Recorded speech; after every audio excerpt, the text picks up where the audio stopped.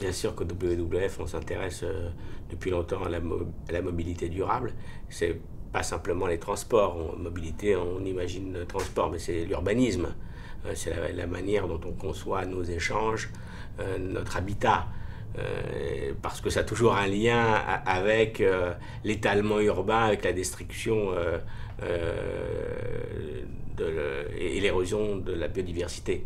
Donc on y est très très sensible. Le Grenelle, s'il a apporté des évolutions, certes, mais vous savez, le Grenelle, c'est une prise de conscience qu'il va falloir convertir notre économie, notre industrie, notre agriculture, notre mobilité.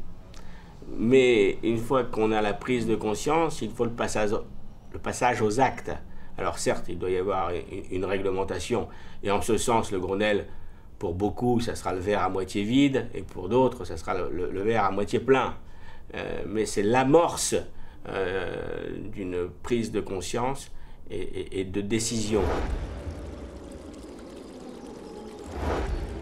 Franchement, j'aurais souhaité que les acteurs du monde de l'automobile, du transport routier,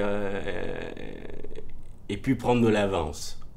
Parce que franchement, on savait il y a 20 ans que le baril de pétrole allait faire le yo-yo, et il ne va pas tarder d'ailleurs à repartir vers le haut. On savait qu'il fallait faire des investissements dans la mobilité. Les villes doivent avoir des tramways.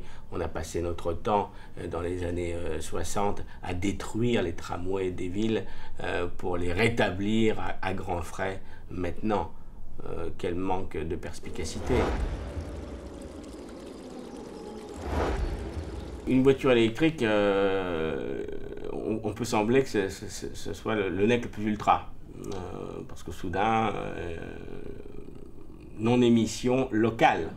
Mais si je me branche la nuit, il va falloir ou des centrales nucléaires ou des centrales thermiques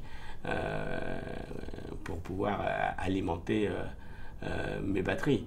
Si demain j'ai une voiture électrique, que cette électricité est fournie par des énergies renouvelables, alors oui.